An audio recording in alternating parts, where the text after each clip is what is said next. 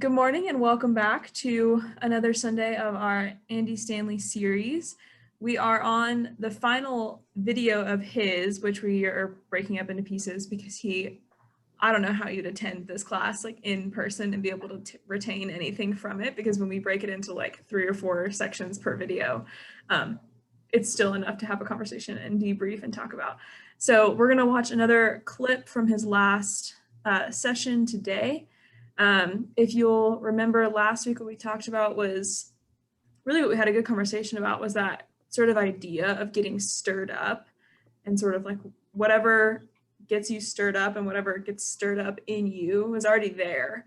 And that whatever conflict you're having, it's probably not something that someone's added to you, but it's that there was probably something already going on that then kind of rose to the surface because of somebody else, which we were just talking about how we use these videos like in our daily lives when we bring these things up in normal conversation. Like I have used that this week in just like my friendships of like someone will irk me and I'll be like, well, I should own that I already had that before I put it on them. So he says at the beginning of all of his videos that whether you're a parent thinking about being a parent or watching someone else parent, sort of whatever your parenting level is, that it is applicable. And as someone who is not a parent, it is applicable. So I've enjoyed it, and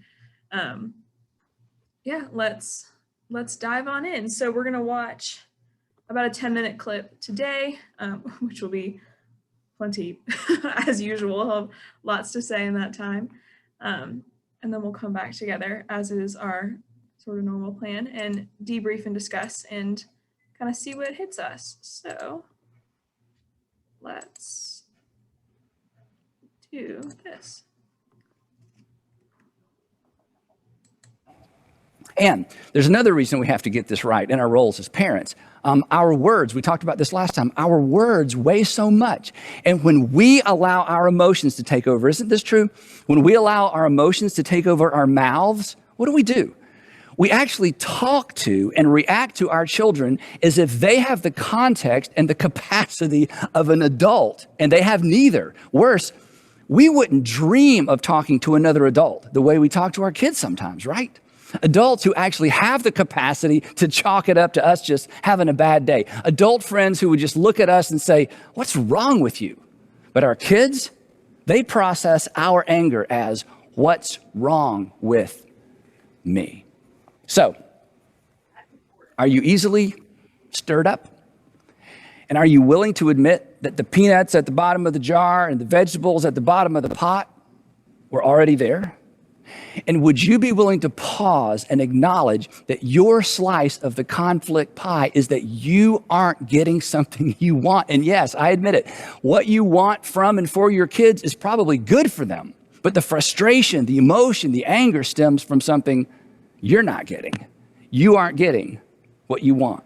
So own it. That's good parenting. And when you apologize to your kids, and so you know, I apologized so much to my kids that I got good at apologizing. And for a while, I didn't connect these dots. But one day, I actually said to Sandra, I said, have you noticed how good our kids are at apologizing? Thinking, of course, it had something to do with my sweet parenting skills. And she smiled and she said, well, Andy, that's because you do it so often. True story. Anyway, when you apologize to your children, use that moment to own the fact that you lost your temper or you said things you shouldn't have said because you weren't getting your way.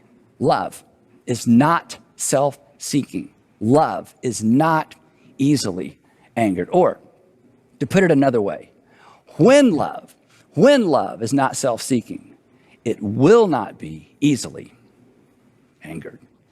But of course, the Apostle Paul is still not through.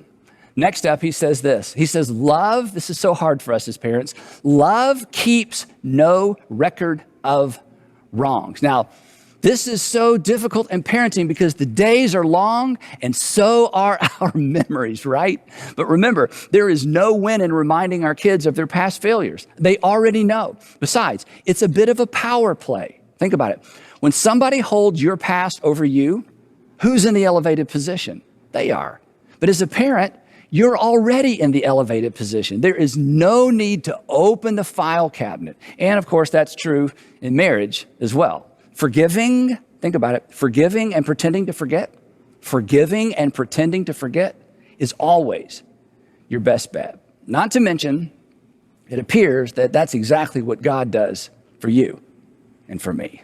Paul continues, he says this, love does not delight in evil, but rejoices with the truth. In other words, love loves to catch and celebrate people doing the right thing.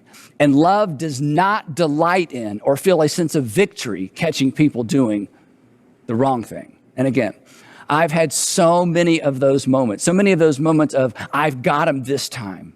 And that's normal, but it's not love. That's just me trying to prove that I'm right to my children. When love catches a child doing something wrong, love, as we said last time, always sides with the offender. Love says, oh no, I hate that for you. Love doesn't open the filing cabinet. Love isn't constantly reminding anyone, especially our children, of their failures in the past. And then there's this one. Paul continues and he writes this. He says, love always protects. Love always protects. In other words, love always defends. Love stands guard. Love keeps bad things out. And knowing how to protect our children is really hard, especially as they get older. Between social media and friends, it is hard to know how to protect our children without being overly protective. And I'll just tell you up front, you're not going to get this exactly right. So here's what I would suggest. Since you won't be perfect at this, I don't think it's possible to get this exactly right.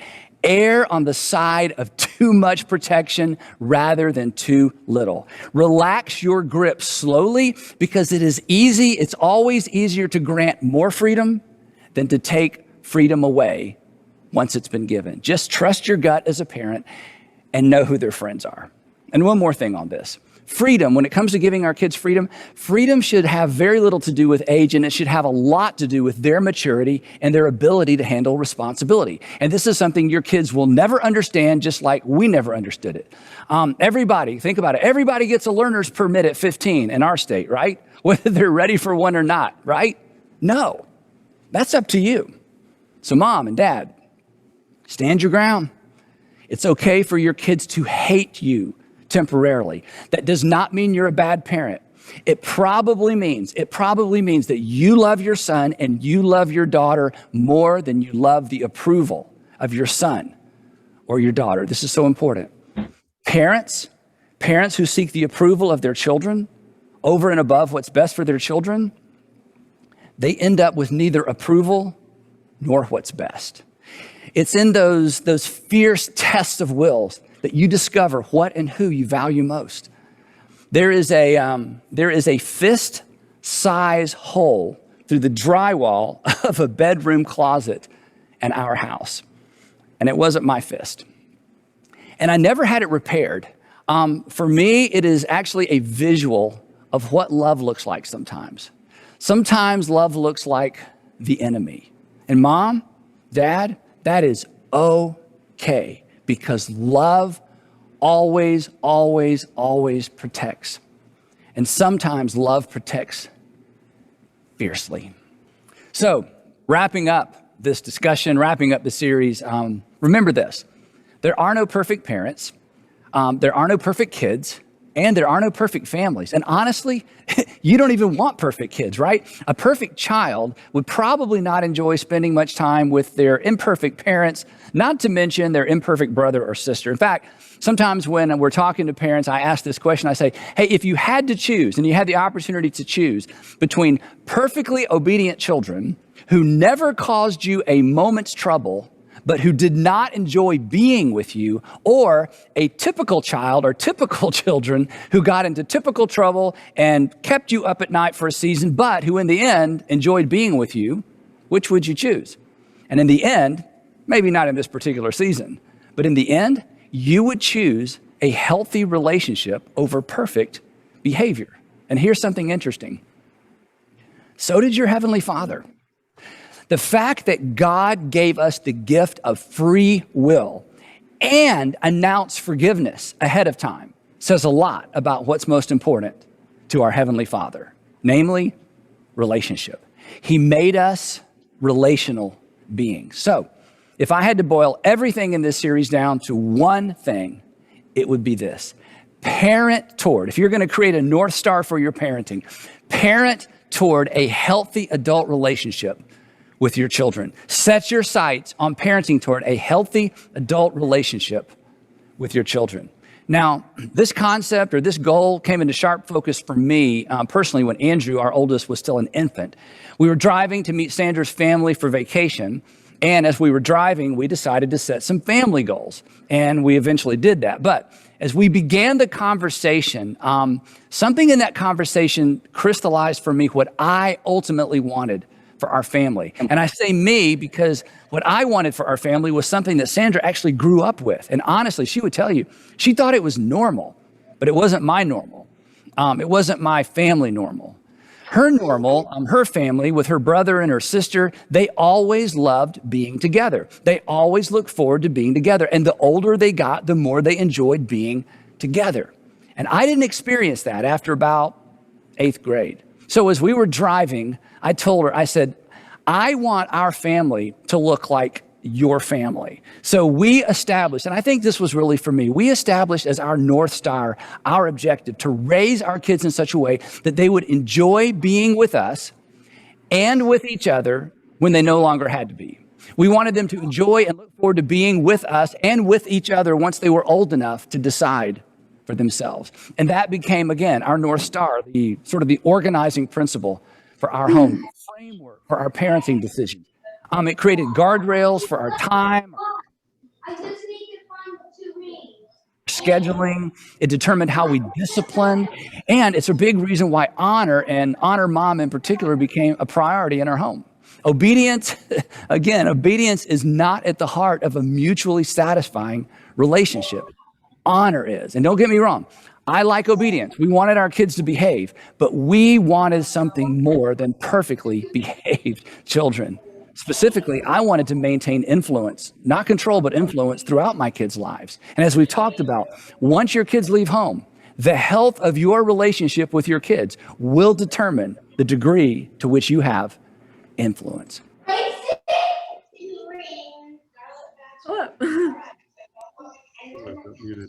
I'm going to mute Snow just for a second. She's always welcome to come back. Well, there's so much to unpack as per usual from that. There's a lot in there. And he had a lot of sort of places that I'd love to have a jumping off point for conversation. Hello, Snow. Good morning. Is there a place you want to start the conversation from initially? Did something stand out to you in that video clip? Or did me throw out some one-liners that I thought were helpful?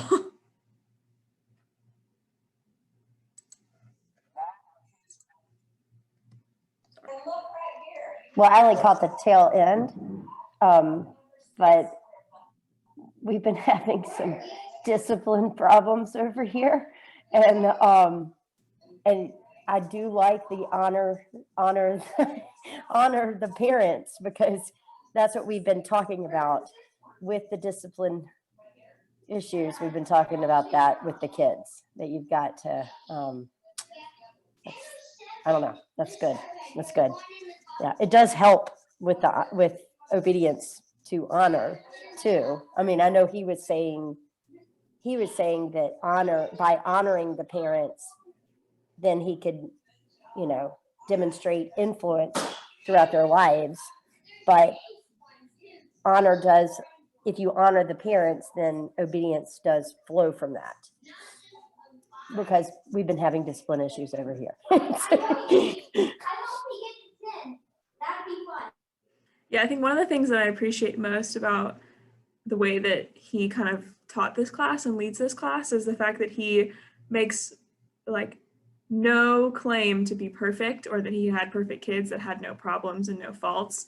Like he might have missed this, Snow, and jumped on right afterward, but he talked about how there's like a fist-sized hole in the wall in his son's closet because obviously he was mad at something at some point and didn't appreciate the way that he was being parented and took it out on the wall, which I think is it's a very real reminder that Andy Stanley is not like some perfect parent that is just going to like tell us how to do stuff and then nothing will ever go wrong and that there'll be no conflict and no problem, but it's more of addressing conflict and problems sort of as they come up, because that's very real.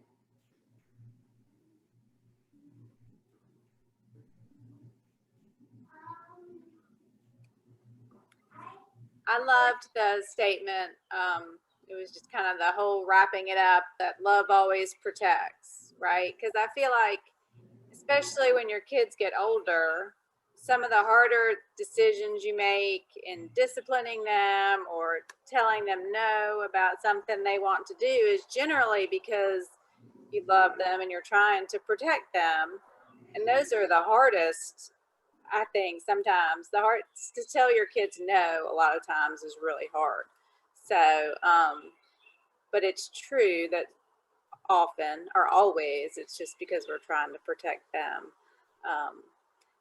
And it's hard probably for them to realize that it's coming from a place of love as opposed to just, grouchy old mom saying, no, or grouchy old dad, as the case may be. But either way.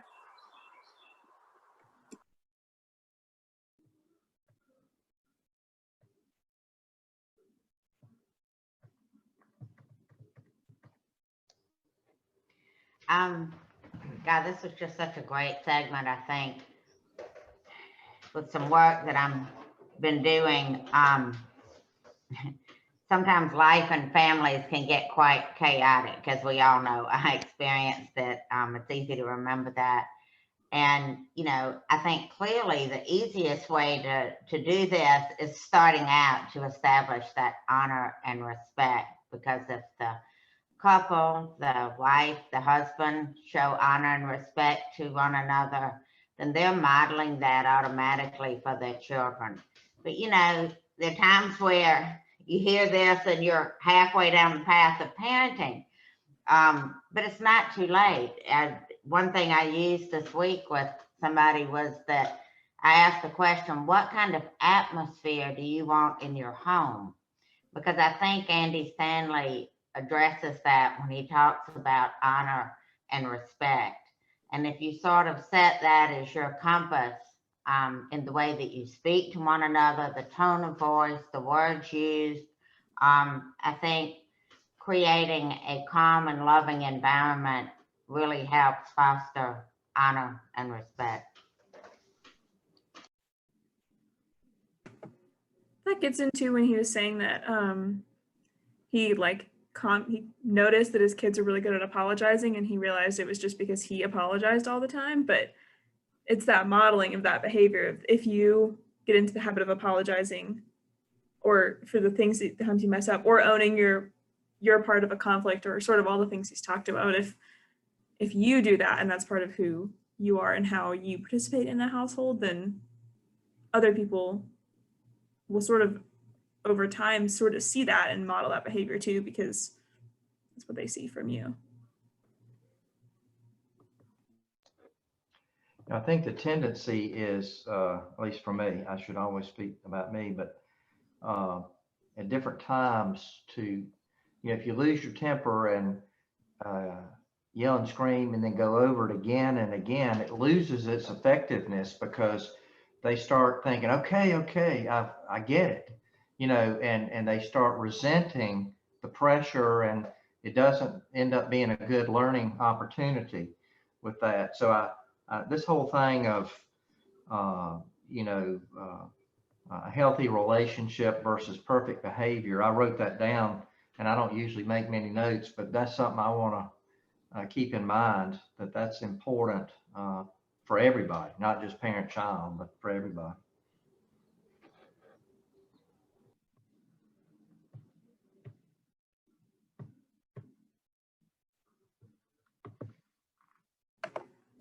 I'd love to hear y'all's thoughts and sort of your reflection on his idea of love keeps no records of wrongs, and the idea of not trying to catch people doing the wrong thing and not delighting in catching them in the moment.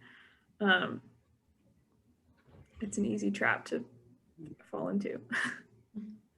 Well, I think that, one of what Jesus told us was we were supposed to love our Lord, our God, with all our heart, with all our soul, and all our might, and love our neighbor as ourselves. And the idea that Andy Stanley says that we should honor our relationships, you could almost substitute that word love in there too, because if you honor your relationships and you treat the people that you love with honor, then all of those other obedience issues and respect issues come into play. And if we can do that on a consistent basis, then the behavior will kind of sort itself out. And I love that concept of, oftentimes I lose my temper and I just want it to be done my way right now. And I don't honor the outcome. I mean, I don't honor the relationship. I just want the outcome right away. And so if we think about it from his terms of Jesus's terms from love, then the honor and the obedience, everything just flows into the natural, better relationship. That's an excellent point, James, and it just reminded me of this. My grandmother was a very saintly, sweet woman that I greatly admired and loved and respected. And not that I didn't love and respect my parents, but that was the battleground, with my parents. But I would never have thought of misbehaving when my grandmother was parenting me in the way that I would with my own parents, just because of the love and respect I had for my grandmother. That's just an anecdotal example, but the whole thing you were saying, James, I totally agree. That just guides so many things.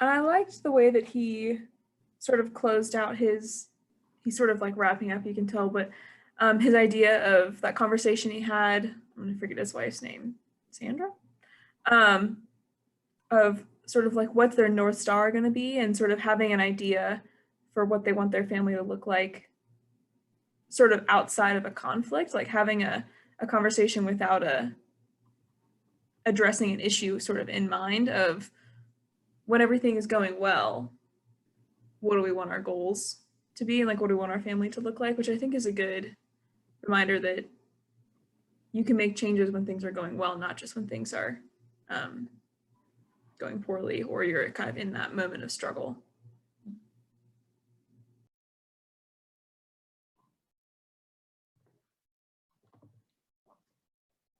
I know we tend to check in with each other fairly regularly about, what we feel like is going really well, about things that our kids are doing, kind of what we want the next school year to look like, or, whatever period of time. So I think just having that constant conversation about like where we want things to be headed, and, what we, feel like is going well, what needs to change. I think that's been really helpful. So I did like his idea of the check-in.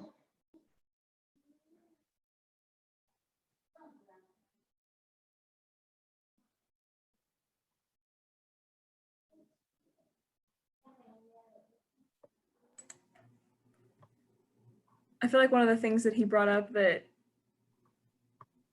I guess is, I'm not a parent, so I don't know if this is harder, but I made note of it of being like a difficult conversation that it would kind of bring on with your kids, is the idea of age versus maturity, of like kind of when things can happen, and like kind of when you're going to release or give some of those freedoms.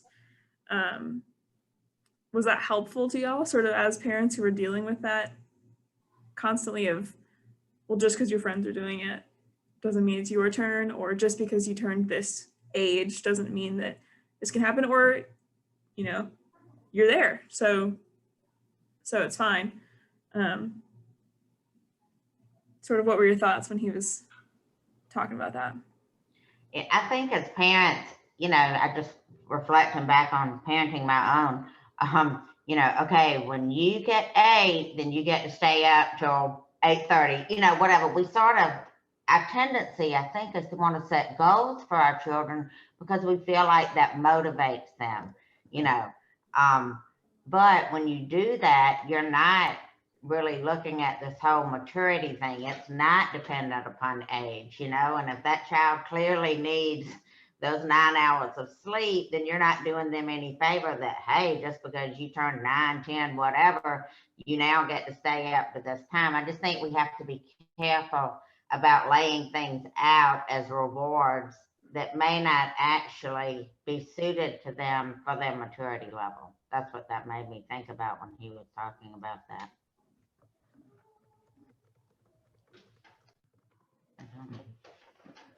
I was going to say one other thing that kind of goes back a little bit to this, it's okay for your kids to hate you for a season. And I remember times, I could see it in other parents, but I know that I was guilty of it at times too, when mine were kind of going through probably the teenage years of trying to be too cool around, trying to be the cool parent and be friends and buddies with everybody. And, you can't really cross that line. I mean, it's not your job to be their friend and be their cool buddy. and you lose a lot of parenting opportunities that way. And I just think that I can see myself, not wanting to lose the approval. It's almost like, wonder if they're upset. Of course they're upset. I wouldn't let them do what they wanted to do. I punished them or I disciplined them.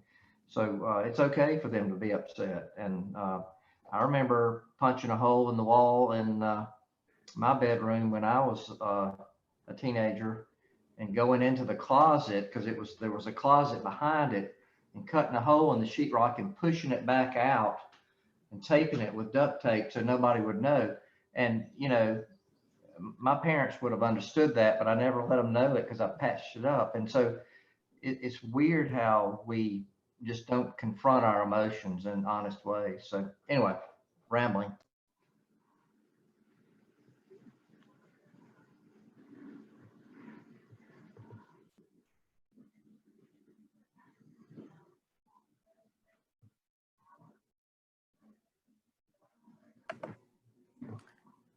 What about the rest of y'all? How did that sort of idea of age versus maturity sit with y'all? Is that something that you're kind of wrestling with or are anticipating wrestling with?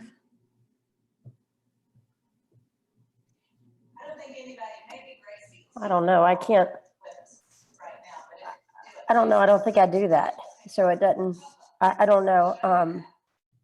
Because mine are the same age, and they're not the same maturity. So I don't do anything by age.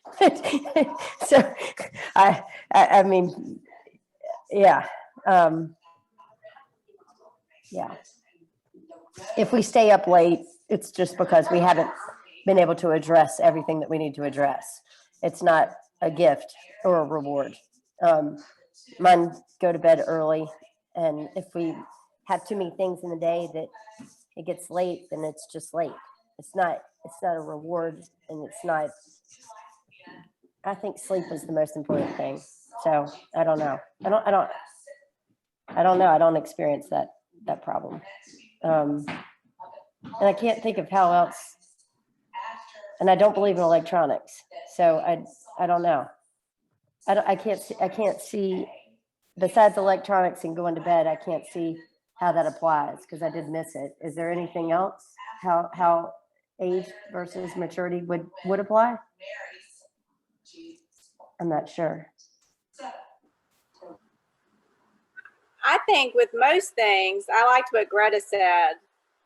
And I can't completely relate because my older two came out of the womb at about 80 years old each. But I think that in all parenting, you can't parent similarly. Like you have to parent each child differently, because I think each one requires a different, some are going to be more mature, some are going to be less mature, some are more sensitive, some, y'all, it is windy out here. And so I just think in all things, you just have to really look at the child. When you're choosing schools, when you're choosing sport, everything, like you can't put them all on the same path. They are all so individual and unique. And I think that's the most important, one of the most important things, you know, you can do for your kids when you parent them, is to really look and understand who they are and what they need. And not try to fit them to a mold of what you want them to be or what society thinks they should be. So I think that kind of goes hand in hand with the maturity and the age thing, because they're all just unique little beings for sure.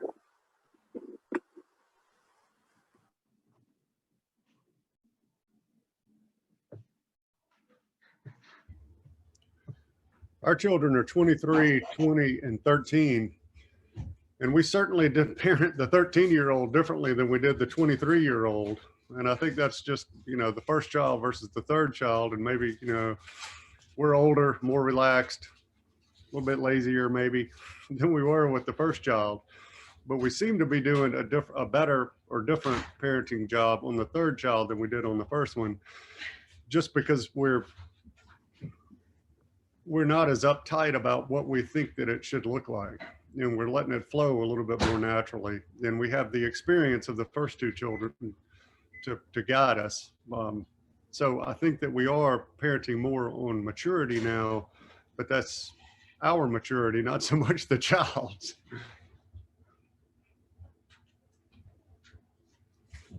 Which goes hand in hand. That's nice. I don't have that. Ours is just boom, but same age, totally different. Yeah, I wish I kind of a little envious over here. we only have just, yeah, that's good. That's also sort of why we have a class like this, is collectively there's a lot of wisdom in the room, and there's no expectation that anyone is the perfect parent. And I mean, even in what James just said of like, oh, we learned so much by the third one, that means that you had to learn it the first time around with the first two. So I think, I mean, there's no expectation that 10 this and then suddenly you are the world's best parent, you'll make no mistakes and everything will be perfect and hunky-dory all the time, but more that we can sort of all be together and say, this is working, this isn't working, here's a mistake that I made in the past. Really wouldn't recommend anyone to make that mistake either, because I've made it, so hopefully maybe by telling you, you won't make it too. So that's why we want you in this class, so that you can feel like you can have some of that collective wisdom as part of the group.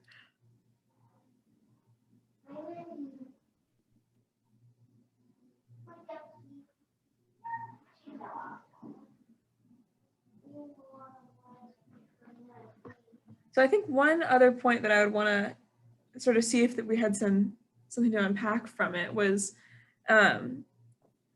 he talked about the balance of power a little bit, and the idea of if love keeps no records of wrongs and you're the adult in the situation and you are constantly pulling up in the filing cabinet of wrongs, you're the one with the better memory and you're the one who already has a position of power because you're the parent.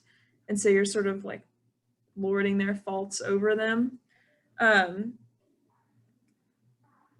But that it's difficult. And he says something I thought was helpful was forgiving and pretending to forget, which sort of sets you up to not actually have to forget. What did y'all think of that? Did that sort of hit home for you of what you're working on or what you've noticed in yourself and the things you're working on in your parenting?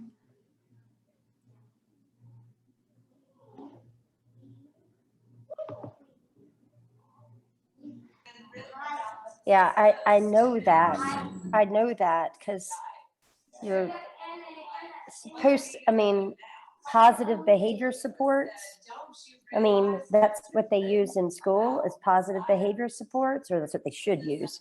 But positive behavior supports means that if somebody makes a mistake, then you quickly got to find something to praise them for, so that you're being positive to shape their behavior and prevent misbehavior.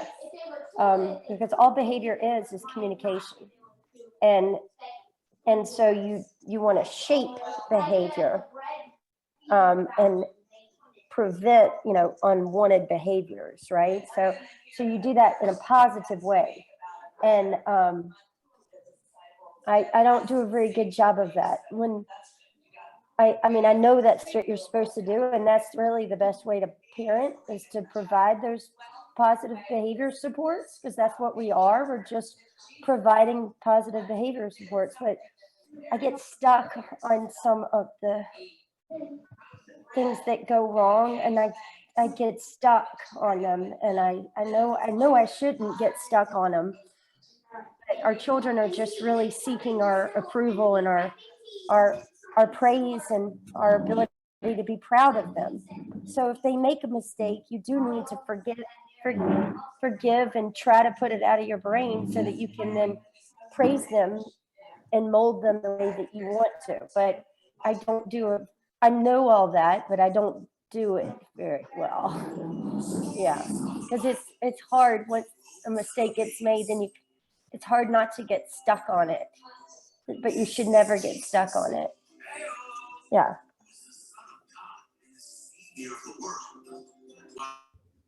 I have been listening. It says you're muted. Am I muted? No, you're good. Am I muted? No. Oh, okay. I just wanted to say I've been listening to the whole conversation and everything while I was making pancakes. But one thing that I grew up in is I always spilled things. I always dropped things. I was just very, very clumsy. And it was always called out that I was, the messy child, the baby, the one that always makes a mess. And I learned that was expected of me. And I don't know if that's why I continue to this day at 51 to spill everything. But I feel like in my parenting, if there's a behavioral pattern, I tend to sometimes use that as a default, where they're always that way. They're always making the same mistake. They're always going to make that same mistake. And I feel like the children rise to whatever expectations we have for them. So if it's set real low, well, she's never going to be able to manage her money. She's never, and this class and just lots of different talking fellowships I'm in help me realize that we're not our mistakes, and we don't have to fit into that mold just because we've done it a few times. And I learned from, I'll just call him out. I love my dad, but from him telling me that that's what I was my whole life, I think that's a label I put on myself. And so it's really taught me to, we have one child who has had a hard time, and I've always thought, well, she'll never get it. She'll never get it. And guess what? She's getting it.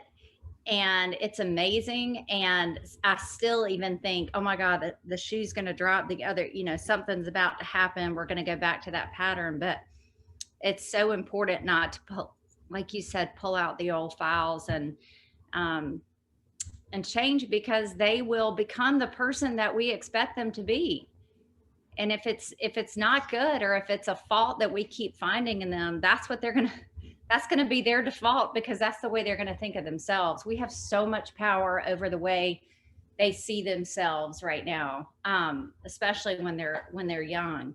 So I just wanted to add that in. That was something I experienced in my life, and I'm trying to change it on this one, because it really does make a difference.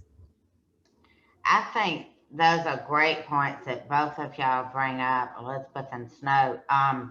And that thing about getting stuck, I think what we need to look at when that happens is, why are we, it's sort of like what Andy Stanley says, when we feel angry, it's because we are not getting what we want.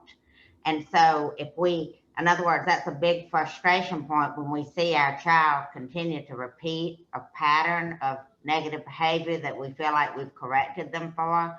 But so the reason we're stuck in that is because we are not getting what we want. We want them to not do that anymore. And I think that is why we get stuck in that.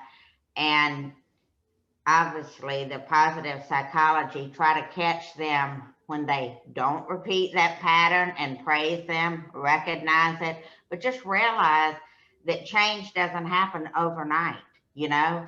And sometimes it takes baby steps and sometimes it's step backwards. But as long as you're consistent in what you say about that behavior, I think sooner or later it'll be corrected.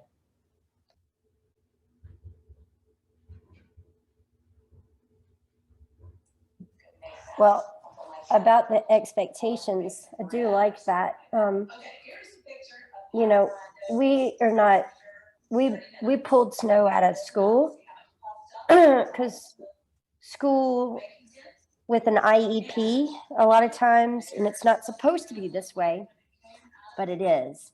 And with an IEP, the school really looks at her deficits and what she can't do and what she can't do and what she can't do and what she will never do, and she can't do this and she can't do that. And I just really makes me mad, because I know that if you give her a chance, she can. And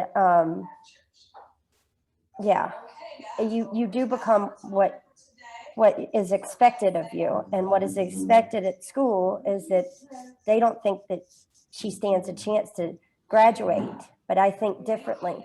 So I forget that, I mean, I know that you're supposed to not have any ceilings on your expectations, but in practice, you know, we're not perfect. I know this because, you know, I pulled her out and I see what she can do, but I sometimes get stuck. I just get stuck, and because we're not perfect, but they either one of my children can do whatever they want if they really just set their mind to it, and if we positively praise them. I say it, but I don't do it all the time. It's all good. Well, unfortunately, to stop us for time, but I want to say thank you guys for this conversation this morning and for being kind of a support network for each other, and sort of a recognition that we're all just trying our best, and that hello, it's always good to be together and sort of have people to bounce ideas off of, and experience and wisdom, and kind of that shared collective experience of what it's like to try to raise some humans to be good adults one day, which is a huge task. So I want to thank you guys, as always, for this conversation this morning and for being willing to share and being open. Hello. And before we leave for the morning, I am going to close us in prayer. So the Lord be with you. And also with you. God, I thank you for the opportunity to raise children together. I thank you for the gift of children, for the moments of joy and the moments of frustration that they make us better, and they make us more patient and more understanding of your love for us and the way that you have redeemed us in the world. Thank you for the parents that raised us, that we can learn from them, and for the people that surround us as we parent children, that they're supportive and loving, and that there are always people who are out there and willing to build you up when you feel down.